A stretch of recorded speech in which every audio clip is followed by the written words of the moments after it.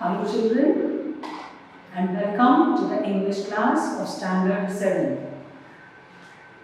So children, you all like to go to trips, right?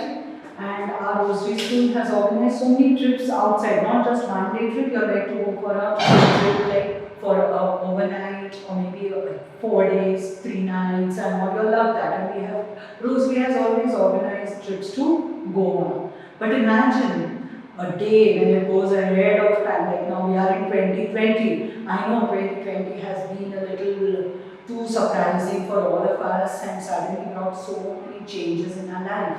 But imagine, we are advancing day by day. There are so many new things that have come up, new technology. And imagine with one day in future, maybe after the 2030 or 2040 or whatever it is, in future, that is, you will become big and you will have your own children also maybe. And imagine their schools taking them for a trip to a place outside the earth, that is in space. Imagine, how is it? Isn't it? What a wonderful thing it would be. Yes, and okay, plus wherever you go for a trip, what do you think? You go, especially you miss out the shopping? Never. We always like to shop for something and buy things from there for all our loved ones back at home. Something that we can cherish and keep for a longer period and remember for our memories. And such a thing that we bring just to keep as a memory, as a remembrance. Or we give also sometimes to people for weddings or at birthday parties or whatever. We give back certain small gifts for memory's sake. Just to keep it to remember. Keep that incident or that trip or whatever that function, to keep it as a memory. We return something or we bring something back home. That what we keep for remembrance is called a souvenir. So there I'm telling both the things, souvenir and a trip. So now, and a trip that go outside the earth. Imagine. Okay, anything. But over here we have this writer who has written a story. The writer, he has written actually a Marathi story. This is, and that too it is a space fiction. You know what is space fiction? Fiction itself is all imaginative. It's not real. It's not based on facts, but it is based on imaginary or fiction. And space fiction is something related to the space, that is outside the earth, the universe. All in the universe, that is space fiction. And so here we have a Marathi story, Bhet. Actually, Bhet is a gift written by Lakshman Londhe. Okay, this was a Marathi story, Bhet. It was a Marathi story, but the name of the story was Bhet, and the author was Lakshman Londhe. Now this author, his story, this what he has written, this fiction, is about space and that to travel to the moon, and it has been translated into English for you. Especially for you, this story has been translated in English. And now in English, Bhet is a gift. In Marathi, Bhet means gift. But here we have the name of the story, the translation, souvenir. So we are doing on page number 24, 2.2, the souvenir. Souvenir is something, a thing that is kept as a remembrance or a gift given to somebody, or brought for your family or your house just for remembrance. That is a souvenir. It's a gift that is given to somebody for remembrance. So we are doing lesson 2.2.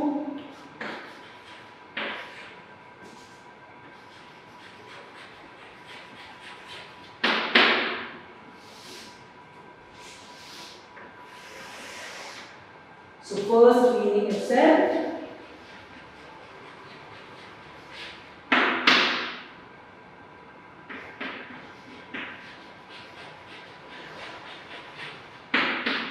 Which is a thing or gift kept or given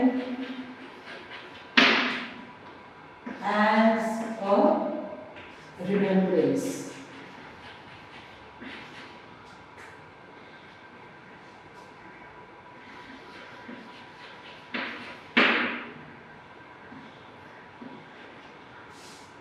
So a thing or a gift kept or given to somebody as a remembrance. That is a souvenir. And so we are going to read the story. And what is the story about? It is space fiction. It is a fiction, means it's not real. Everything over here is not real. It is all imaginary. And in this imagination, the author, the writer in his Marathi book, story, Lakshman Lode has written about us going into space. Taking the school has taken a trip to where? Not to Goa, not to Kashmir, but not to Europe also, but straight to the moon. Of course, this won't happen now. It is something that is imaginary. So they've gone straight to the moon for 3 days. Imagine if you get this opportunity. What a wonderful thing it would be, isn't it? To see the moon. And so here they've gone to the moon. And there, what is different from the earth? That the author has used the facts and made an imaginary story too. He's used a few facts about the moon. Like, for example, what is it? Like the gravitational force of the moon is 1/6 that of the earth. Now, what is gravitational force? The force exerted by the different the planets and all to attract things towards themselves. So that is why on the earth we can stand, and because the gravitational force is pulling us, anything that we throw falls down straight on the ground. That is the gravitational force which brings it down. When you're playing, the ball doesn't keep flying up, it comes down. But when you go in space, it is different. So on moon, this gravitational force is 1/6 of that of the earth. So if you are on moon, you won't be standing straight and writing on the table. Everything will be flying here and there. Will be a little lighter compared to what we are on earth. If your mass of the earth is 50 kg, there it will be 1/6 of your weight. So you will be lighter, and so you will not fall like a feather. How it is light, so it doesn't fall quickly on the earth. It can still keep flying in the air. So that is why lighter things will not be attracted so fast by the gravitational force. It won't pull it, isn't it? Similarly, so this fact of the moon's gravitational force being less than the earth has been used in his fiction. Then another fact that has been used in his fiction is of Neil Armstrong. Now, who was Neil Armstrong? Do you remember? Do you know who Neil Armstrong was? Yes, he was an astronaut and the first person to land on moon. His footprints were there. So the first person to land on moon. So this fact also has been used a little bit in his fiction, in his imaginary story. So what is the souvenir? Actually, it is a science fiction, a story, imaginary story written by the author Lakshman Lode, actually in Marathi, what the name was Bhet. Now translated specially for you, for your textbook, English textbook, the souvenir. So we will start reading it now. With the tip of her nose pressed to the window of the space shuttle, Saili sat gazing at the view outside for so long. Still, she didn't seem to be contented. So, Saili was sitting with her tip of her nose pressed to the window of the space shuttle. Space shuttle, spaceship. Anything. A shuttle is actually any form of transport that travels regularly between two places. So, what is a shuttle actually?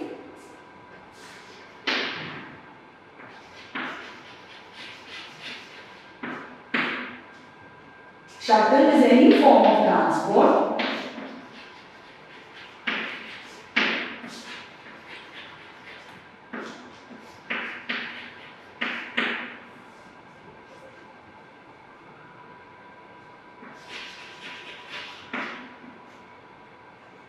that travels regularly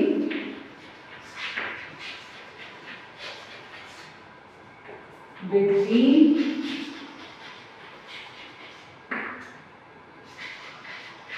two places.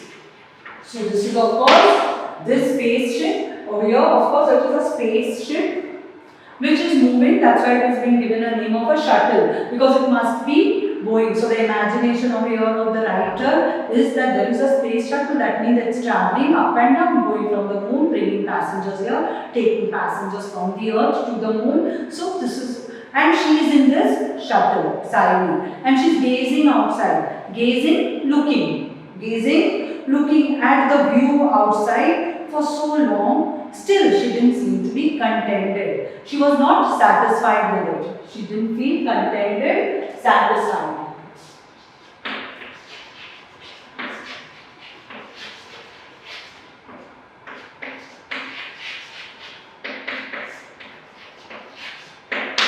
Contented, satisfied. I hope you underline and keep your textbook in front and underline and write down certain meanings. I hope you do that. Okay, so here still she didn't seem to be contented. She didn't seem to be satisfied because she really wanted to see more and more. She was not just satisfied with looking at that view. She had read the description of this view several times before and had seen this scene on the video too. So she had seen this. We also nowadays with the advanced telephones and mobiles and all, we are seeing everything. Just type moon and the views of moon, whatever it is, and you will get the images of moon, videos of the landing of the astronauts. So you get to see so many things. So she has also seen all that. She's seen videos of the moon. She's seen all the pictures, different pictures in encyclopedias, in other books, but this was different. Now, what was different here? But this was different. Reading the description was one thing. Of course, just reading and imagining again was one thing. Looking at videos, watching pictures and videos captured by the camera was another. But what was different here? Here, getting an opportunity to view that amazing panorama with your own eyes, being present physically right in the midst of it, was indeed an out-of-the-world experience. Isn't it? So what was different? You're reading in a book, you're watching it on a video, fine, all that is there, but you're not there. You're just seeing it, sitting in your room. But being there, being present over there, and seeing this panorama. A panorama is a very wide view, in a picture you get to see only that much particular. Isn't it? A panorama is when your eyes move around and see everything, a wider view of the whole thing. So, panorama is a wide view.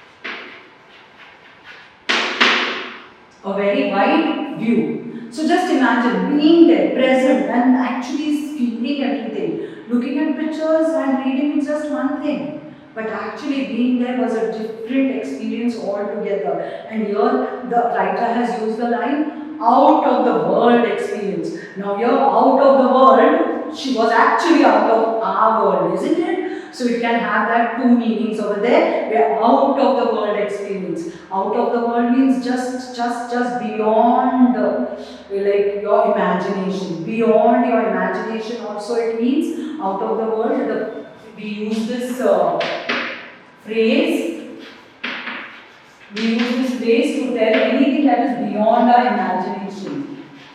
Not realistic, just beyond your imagination.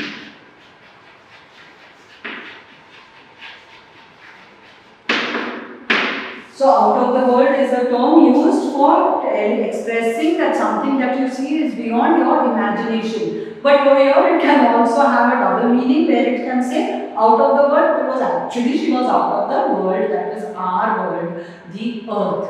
Right? She was already out of the world also. So it can have that two meanings over there. No matter how long she sat gazing, Her awe and wonder did not seem to abate.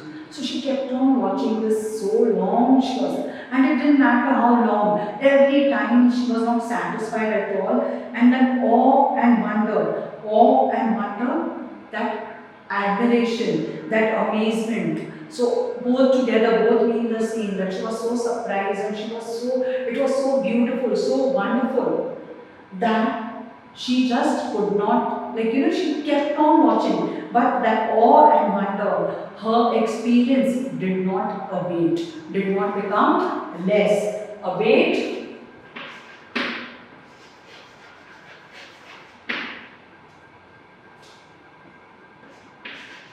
become less.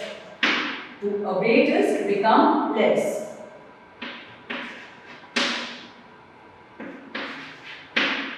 To abate, to become less. And awe and wonder is something that is again a beautiful sight.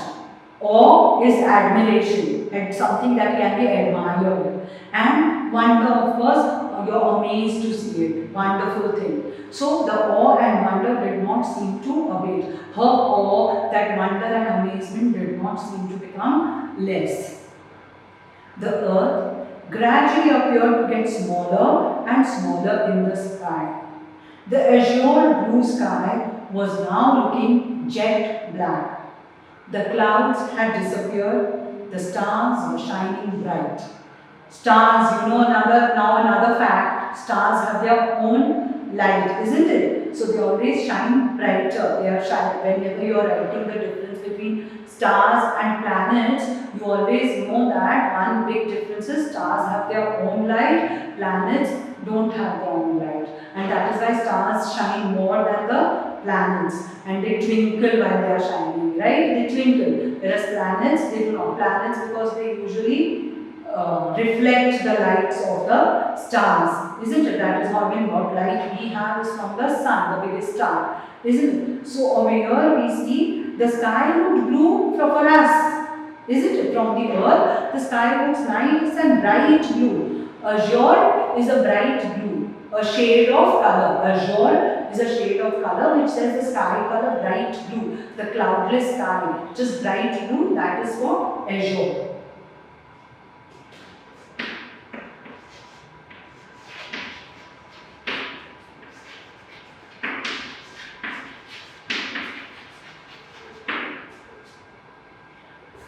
And now what was it looking? Jet black, because they had come out of the area of the earth. So now it was looking jet black, and the clouds, they had passed all the clouds, and now clouds are in the atmosphere, but now they are outside the atmosphere, so everything was jet black. But the stars which were there around in the universe, they were still shining.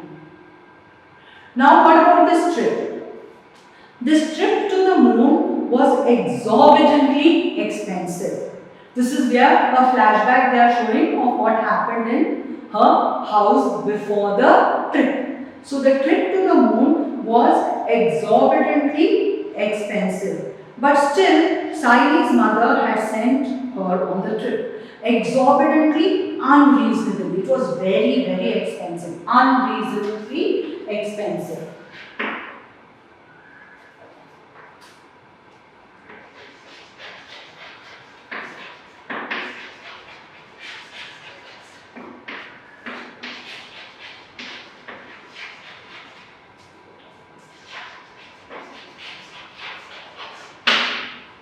Unreasonably. So exorbitantly, unreasonably. Like it was not easy for anybody of us to go. It was really very, very expensive. But still, Saile's mother had sent her for her trip. You know that. You all also want to go to Goa whenever we arrange a trip. And however expensive it is for your parents, they still send you for what? Just for that joy on your face and that experience that you get from that trip. And that only gives joy to the parents too. And then while giving her the permission, what did the mother say?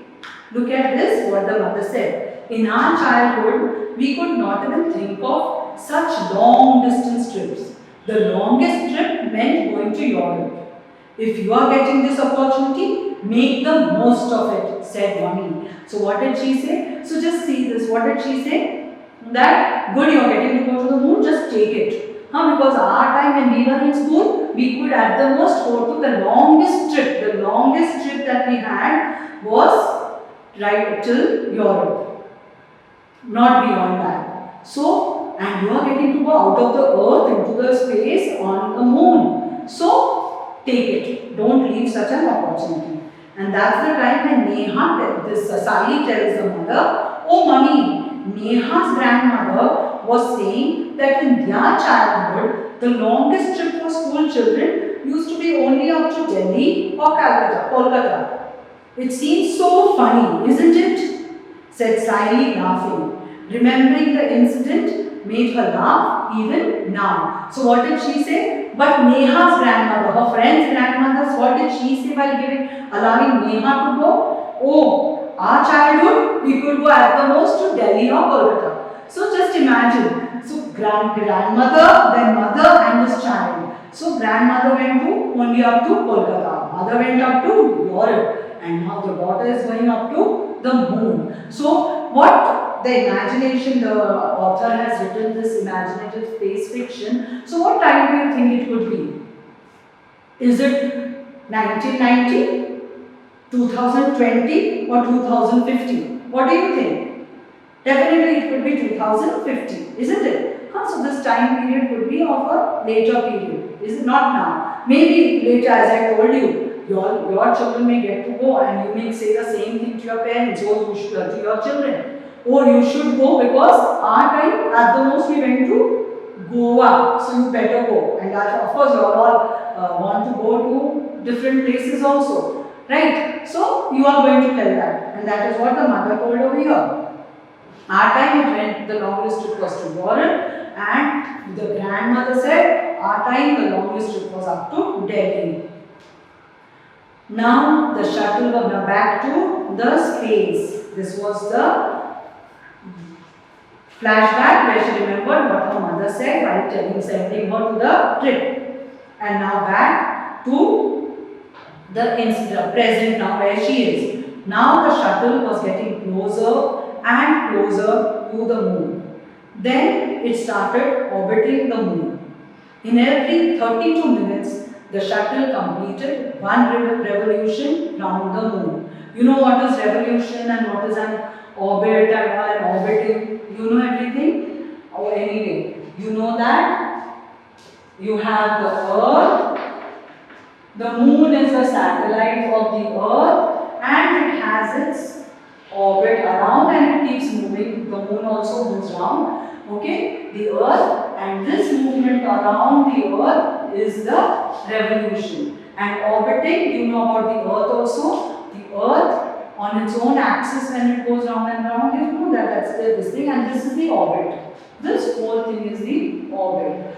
Orbiting is another word for revolution, like moving around over here. Moving around over here, this is the earth is also orbiting around the sun. The earth orbits around the sun. The moon orbits around the earth. Got it? So here we have the shuttle completed one revolution round the moon. Light and darkness followed each other in quick succession. So as they were going, it was going on quickly because it takes how much? It doesn't take a lot of time for the moon to orbit around the earth. The dome-shaped settlements on the moon, which resemble the igloos and the Eskimos, were now visible. Okay, so in every 32 minutes, that is why it was becoming brighter and darker. After some time, Sally's shuttle made a slow, measured and safe landing on the moon. The door of the shuttle was opened and the children were escorted through an airtight tunnel to the settlement at the Neil Armstrong base. You know why it was called the Neil Armstrong base? Neil Armstrong base because in the beginning I told you Neil Armstrong was the astronaut who landed the moon. He was the first one to land on the moon. His footprints are still there. The receptionist at the entrance to the base gave some instructions at the very outset. I welcome you all to the Neil Armstrong base to make your stay on the moon pleasant and comfortable. I would like you to take certain precautions. Listen carefully to my instructions and please follow them during your stay. You know that the gravitational force of the moon is 1/6 that of the earth. In the human settlements on the moon, a gravitational force equivalent to that of the earth has been artificially maintained. But outside those settlements, the gravitational force of the moon is at work. You will have to be extremely careful when you roam around there. The second point to remember is related to shopping on the moon. You all must be interested in carrying souvenirs back home from the moon. Please buy the articles only from the shops which are inside the dome-shaped settlements. There you will be assured of genuine articles. Do not buy anything from the unauthorized shops outside the settlement. I wish you a very happy and pleasant stay on the moon. So this is a full announcement that the receptionist made, and few for you to remember. First of all, that the Earth's gravitational force and the moon's gravitational force. The moon's gravitational force is 1/6. That is why, and especially inside there were rooms and all dome-shaped rooms made specially where artificially they had maintained the Earth's gravitational force. So you are still standing and moving, walking and all. But when you are roaming outside, you may be little bouncy, you may be flying a little bit. Why? Because your weight suddenly will become lighter. That is why be careful when you are out. Another one and most important instruction which you have to remember before we go to the next period, I am going to end it now, and that is if you want to buy anything, souvenir, a gift for somebody you love back at home, buy from the dome-shaped ones only, which are inside the dome-shaped settlements and not from outside there, because that reason we will think about it in the next period. Okay? Don't buy from any unauthorized, illegal, not permitted shops. Buy only from those shops which are inside the dome. In the next period, I will explain why. Okay? So, read till here, page number 25. Thank you, children.